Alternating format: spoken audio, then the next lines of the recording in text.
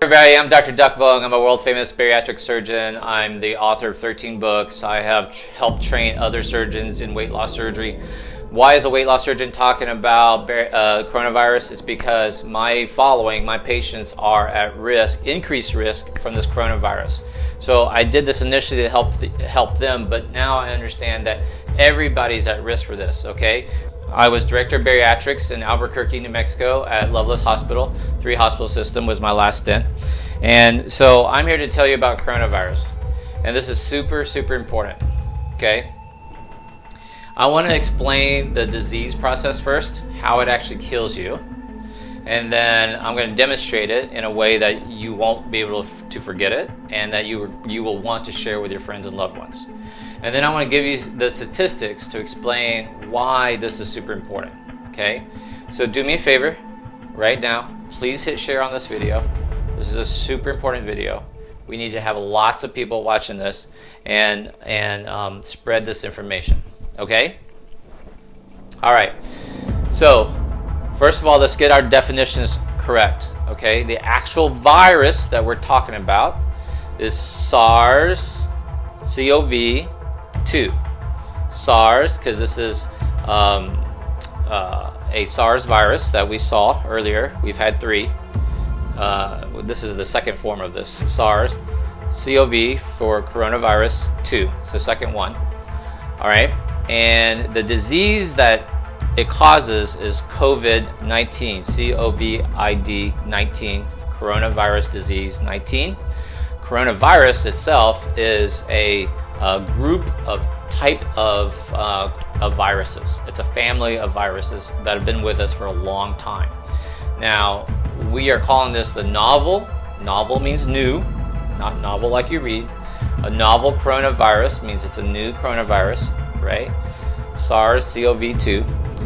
And because it's new, there is no immunity to this, which means what? Everybody who comes in contact with this virus will catch it, will have some sort of symptoms.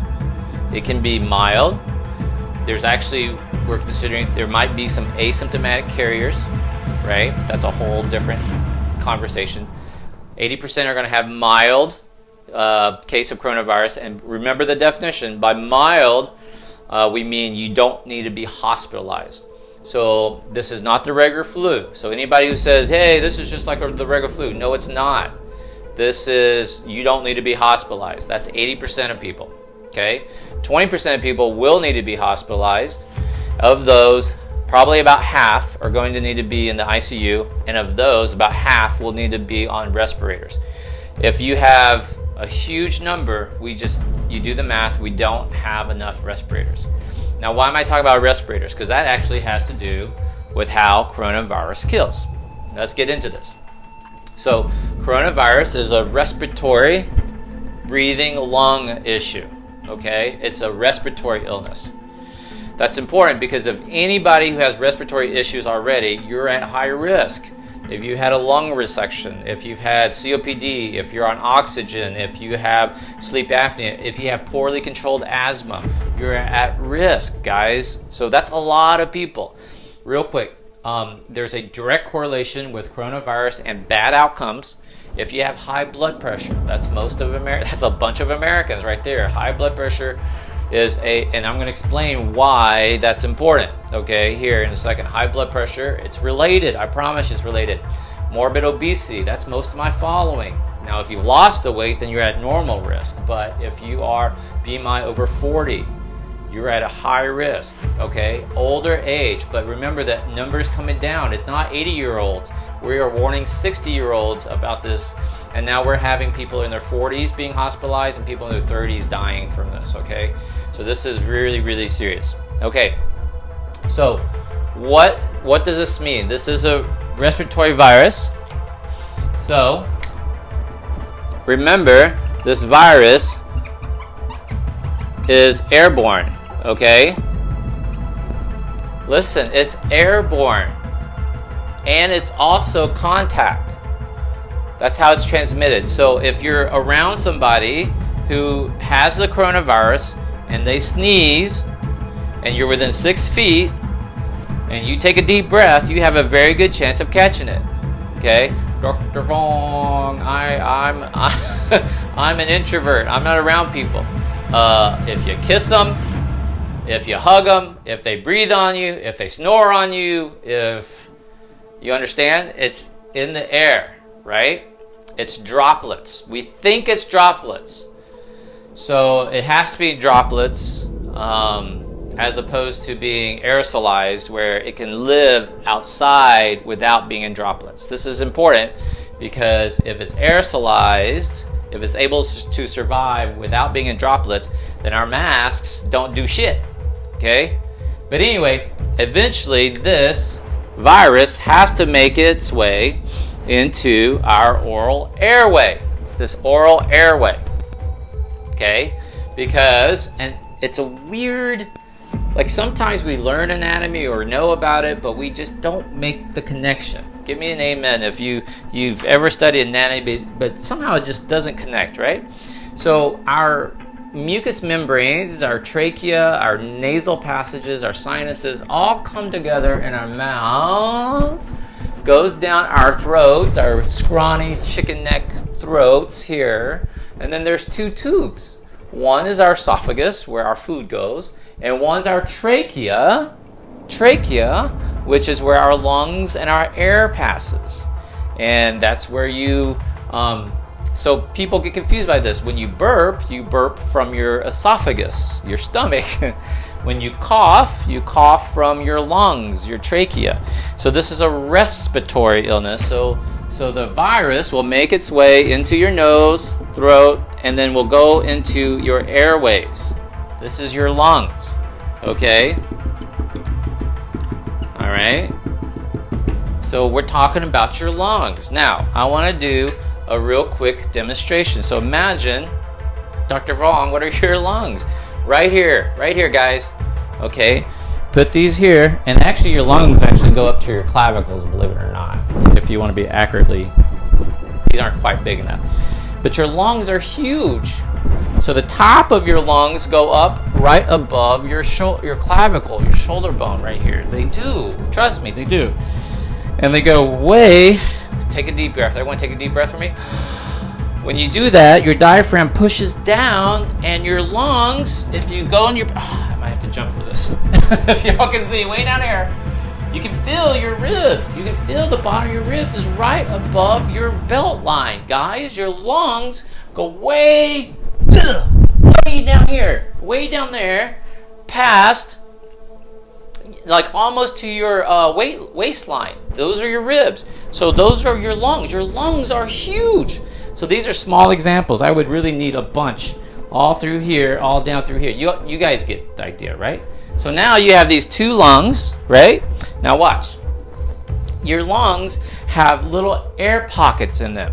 They're called alveoli. You see right there? And like these little sponges here, there are little air pockets in here. All right? That's what I'm trying to show you here. That's what I'm demonstrating. These little air pockets, okay? And that's how you do the gas exchange, okay? Now, to keep this real simple, there are two types of cells in your lungs. Type 1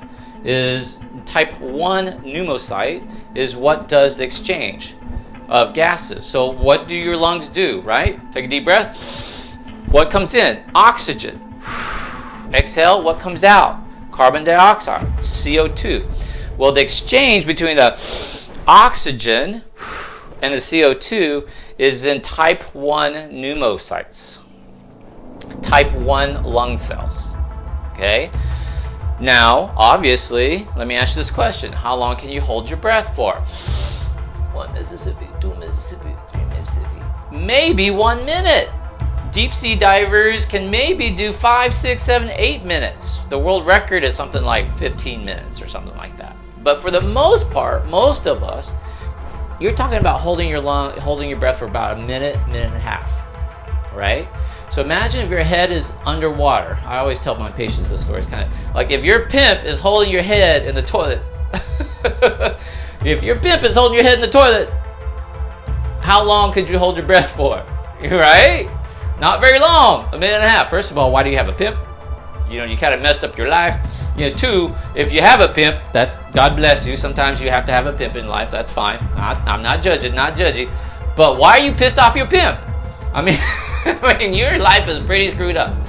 So if your pimp is holding your head in the toilet, how long can you live for? Answer, not very long. Maybe a minute, minute and a half, 2 minutes, right? Without air. So this oxygen, now that, the reason why I'm telling you that is because it's super important. It's super important in terms of what I have to explain on how the virus kills, okay?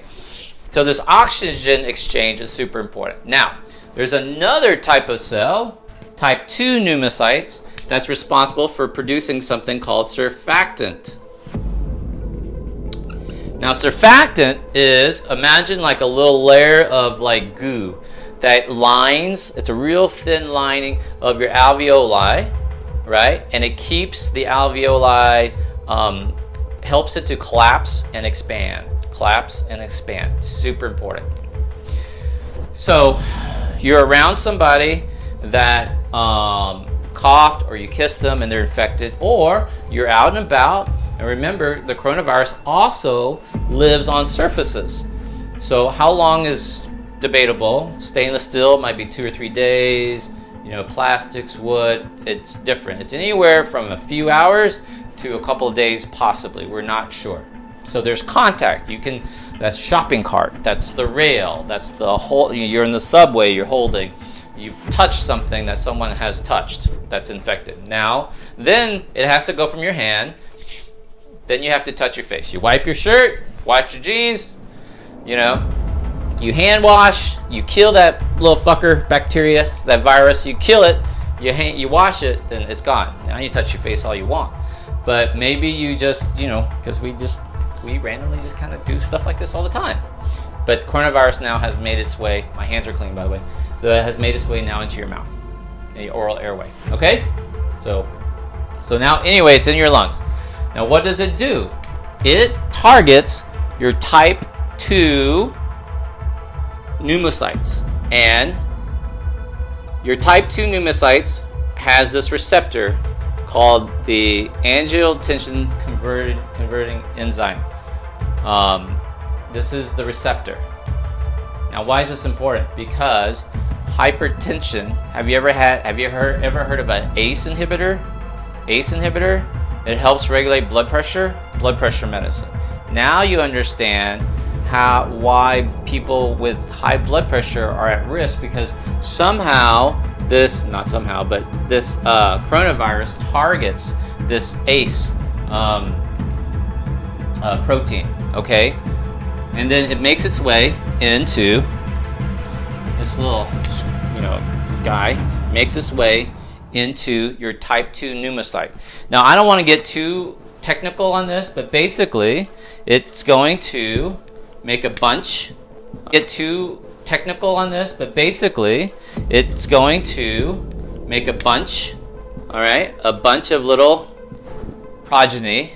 It's going to replicate itself, and then what happens? This cell will then die. Now, this is one little tiny cell of millions of cells, right? So it's this one little cell dies.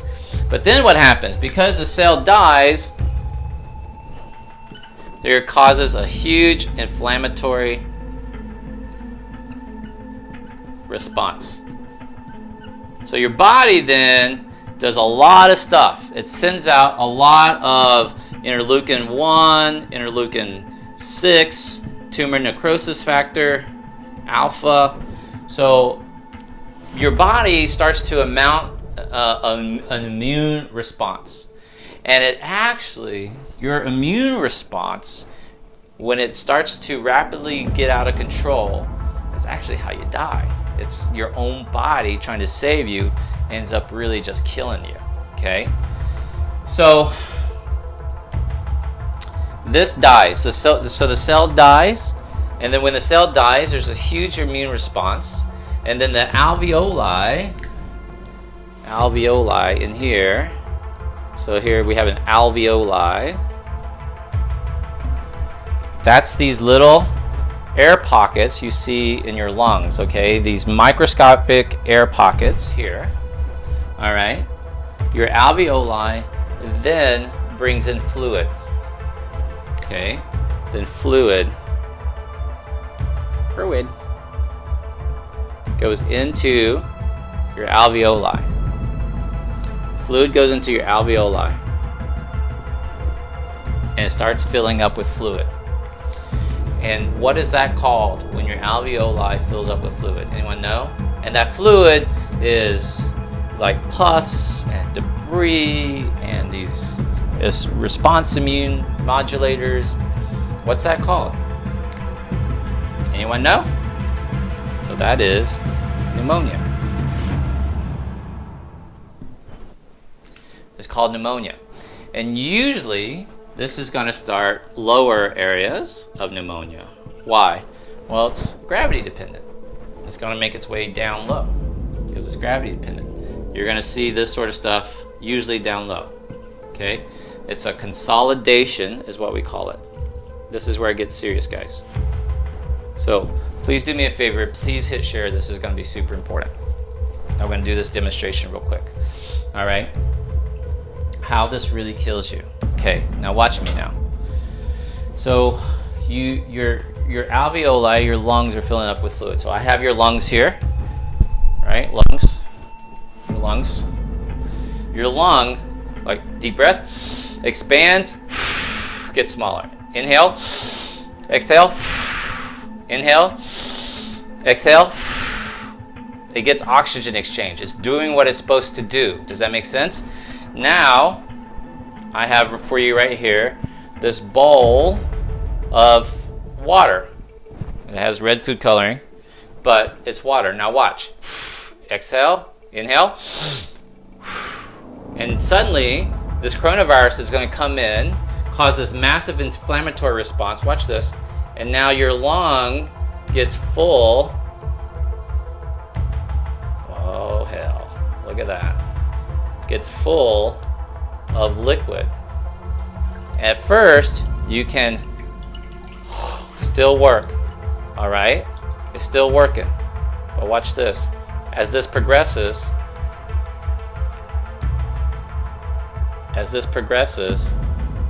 leave that in there. And as more and more fluid comes into your lungs, I'm about to make a huge mess. As more and more fluid comes into your lung and you try to take a deep breath, look, it stiffens. When you have fluid into your lungs, does this make sense? It stiffens. It can't move. It can't move. All right? It can't get rid of the fluid. Now, remember what I showed you here, okay? The actual coronavirus is actually killing your pneumocytes. So, your little alveoli ends up looking like, check this out, looks like this. See? It's all necrotic. It's all broken. It's all nasty. Healthy? Not healthy, because it's been destroyed. Now, when that cell gets like this, now it's starting to bring in a bunch of fluid. And now, can't move. Can't exchange oxygen. And then, it gets worse and worse. Remember the story? The pimp holding your breath underwater? Now, you got huge masses of pneumonia consolidation. That leads to something we call ARDS, acute respiratory distress syndrome. You can't exchange oxygen. Your lungs are literally dying with fluid. Everything is crushed in there. You can't breathe. You're literally suffocating underwater. If you've ever had like a breathing attack where you I can't catch my breath. I can't catch my breath. That's what happens with this coronavirus. That's how it kills you. A lot of people sit there and wonder, Dr. Vong, all right, so this is 80% of people, right? 80% are going to have like flu-like symptoms, bad flu. And then 3% of people, I know this is morbid, 3% will die. Okay, you guys follow me here? People go, Dr. Vong, what happens between, like, how do we get from here to here? All right, well, the bridge to get from here to die, there's a bridge, and that bridge is pneumonia, specifically leading to something called ARDS, acute respiratory distress syndrome. At this point, once you get to ARDS, your lungs are totally consolidated, you got lots of pockets. Not only do you have your alveoli full of fluid, you also have fluid in your what's called your interstitial space, or the space between the cells. Your interstitial space gets fluid. So you see the alveoli pockets I tried to show you, right? But also the tissues, your actual lung tissues around your alveoli get full of fluid. Like this one, right? And now, like, your lung can't move and you can't exchange oxygen, and now you can't breathe, and now it's just like the pimp holding your head underwater. You can't breathe.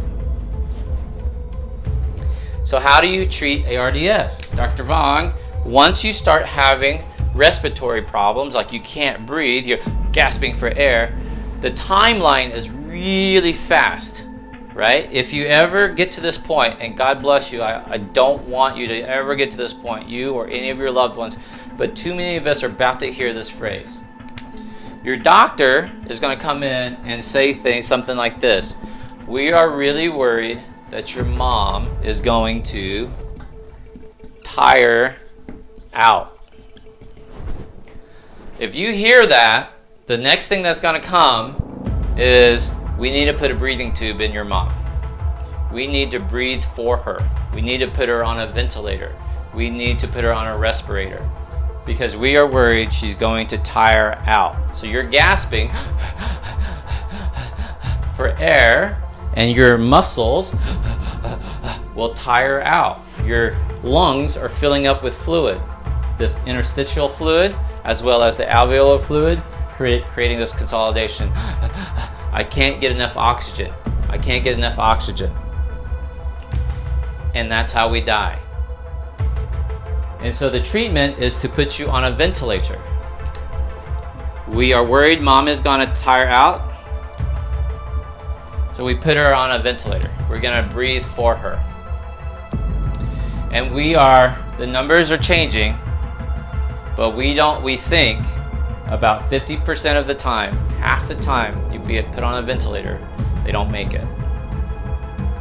The cascading event is just too big. It turns from a lung problem to then what's called sepsis. You have other organ failures. So what happens when you can't have enough oxygen? What happens when your heart doesn't get enough oxygen? Well, you're going to go into cardiac arrest. What happens when your liver doesn't get enough oxygen or blood flow? Well, you're going to have, inflammatory markers in your liver. You're going to go into liver failure. More importantly, your kidneys. What happens if your kidneys don't get enough blood flow? You're going to go into kidney failure. And we just don't have that many dialysis machines. We don't have enough ventilators to handle this small amount of people who are going to need it. Trust me, okay? So let me tell you real quick about the numbers, because the numbers, the numbers are super important, right, guys? Today's March 23rd. We are way ahead of schedule. This is not good. A week ago, I predicted by this date we would be probably around like 20,000 cases in America alone. We are over 32,000 cases now. We are 345,000 cases worldwide, 15,000 deaths, guys. And you have to think about this, because a month ago, none of y'all even heard of coronavirus. A month ago, Italy was walking around all happy and easygoing. Now they have 50,000 cases. They have 1,500 deaths.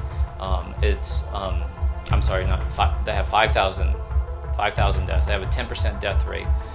So they're overwhelmed, right? God bless our first responders, our doctors, our nurses, our techs, our phlebotomists, our nursing assistants. God bless them, right? Because they are starting to suffer burnout. We're getting reports from the Italian doctors now.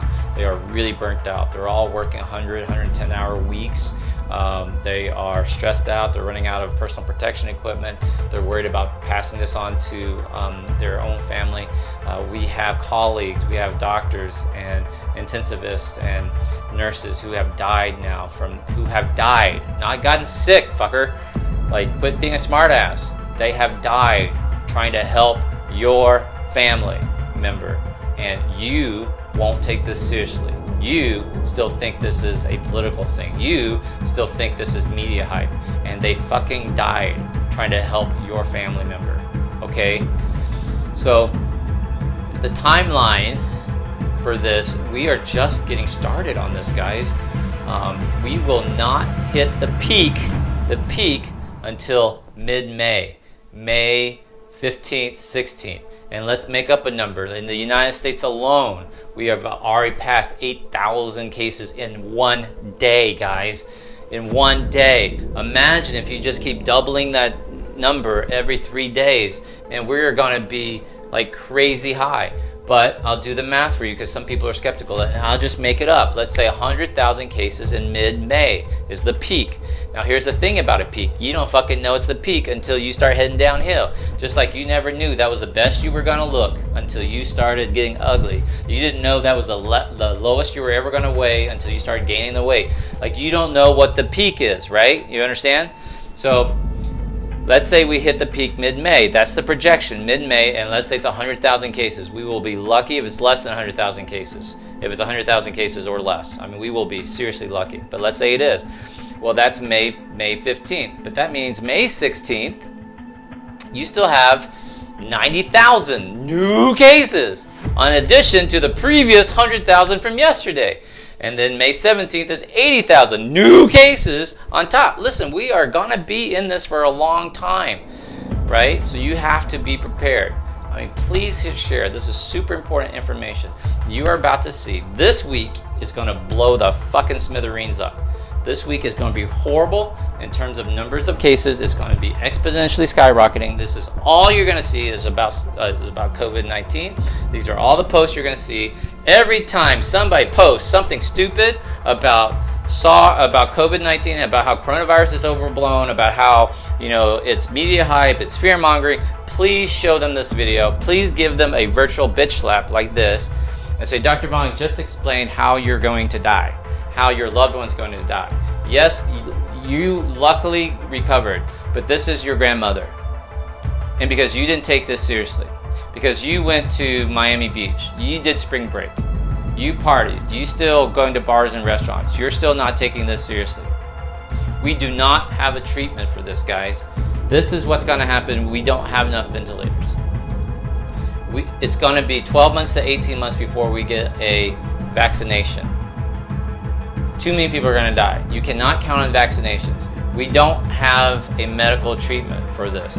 We are shooting in the dark with chloroquine and azithromycin. They are guessing, right? We're giving people IV steroids, methylprednisolone, because that's what's worked in the past for when you have this ARDS, but we're not really sure. People are tanking too fast. That's what my colleagues are saying on the front lines. You guys need to start taking this much, much more seriously. Okay? We are in this for the long term. So the timeline is we're going to hit the peak in May, but that means we're going to still have a shit ton of cases in May, June, come July, because there's a lag time. We're going to start burying our family members. The death toll will increase in July. You're going to see a substantial, huge increase in the death toll in July. Now, here's the sad part.